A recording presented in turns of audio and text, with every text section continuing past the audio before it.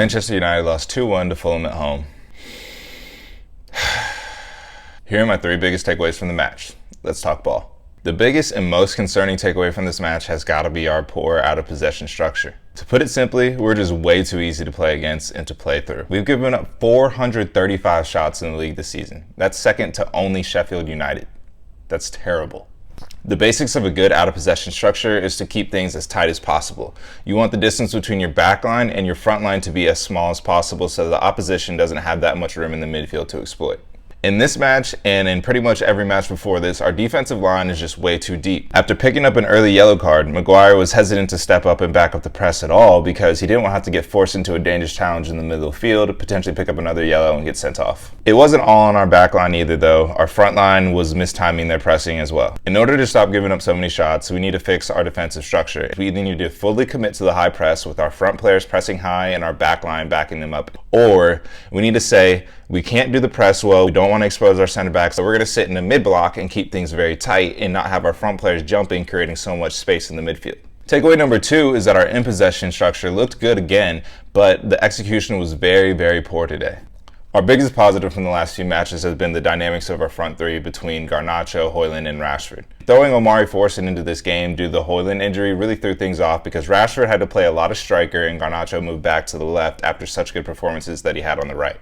To be fair to Garnacho, he looked very dangerous in the first half off the left, but still it wasn't quite cutting it. In the back, when it comes to building up, we really miss Lisandro Martinez and Luke Shaw. Those are 2 of our most technically able players and the players that are able to pick out line-breaking passes to actually progress the ball through the middle and not have to play hoofball over the top like we saw Maguire play to Bruno multiple times. Maguire tried his best. He had a couple line-breaking passes, which I was impressed with, but it isn't sustainable enough to do multiple times over a 90-minute match. What was most concerning was that our decision-making on the ball was just so poor. Multiple times our players gave the ball away in terrible positions, passes to the middle of dangerous areas where our midfield is vacated, and then Fulham gets a free run at our back line in an open shot.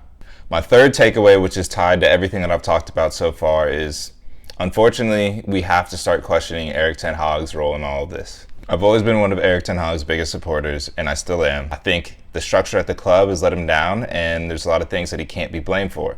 But I am questioning some of his tactical choices, what he's doing on the training pitch, and his effectiveness in getting that message across to the players. And then some of his in-game choices I don't necessarily agree with either. Starting with the tactics, I think his approach is a little bit too reliant on his first choice 11. When we lose players like Lisandro Martinez and Luke Shaw, a lot of our ability to play good football goes out the window. We spent a lot of the season without healthy players, and I know that's a detriment to what he's been trying to do. But at the end of the day, we still need to be able to get results and put out good performances regardless of who we have on the field, and that system does not seem to work with just anybody. When we got knocked out of the Champions League, I almost looked at it as a blessing in disguise because we were going to only play 1 game a week and we were going to get a lot more time on the training pitch together. And I thought this is where we're going to see the system start coming into place, but that doesn't seem to have happened. A lot of the tactical concerns that you see being voiced by pundits and fans alike, Erik ten Hag has echoed those sentiments in his press conferences. But for some reason, we're not seeing those results on the pitch. It could be a case that he is coaching these things, but the players aren't able to either understand what he's trying to get them to do or they're not able to. And that is a concern to me. In example 1, if the players aren't able to pull these actions off, then Erik ten Hag needs to adjust his tactics accordingly. In example 2, if they aren't getting the message, that's bad because it means Erik ten Hag is not able to communicate the ideas to the players. And as for his in-game management, I have seen some subs that I don't agree with or decisions tactically, like starting Omari Forson at right wing when we had Garnacho playing his best football on the right wing and Rashford getting back into form playing on the left wing. Omari should have been playing down the middle like he did against Wolves. Or the example of the Eriksen sub. Eriksen against a physical Fulham midfield was just not a fair battle. Eriksen is past his prime and he just cannot compete physically in the Premier League anymore, especially against an extra physical midfield like Fulham's. Eriksen was getting bullied out there. I don't think he won a single duel all game. It's these decisions and the products that we're seeing on the football field that have me so concerned for Erik ten Hag. I want to see him be the manager to lead us back to top football, and I think our new ownership under Ineos does as well, as they publicly backed him. But if this football continues, I think they have no choice but to move on and find a different manager to lead us in the future. But that's all I got for you. Thanks for talking ball with me today. Those are my 3 takeaways from the loss against Fulham.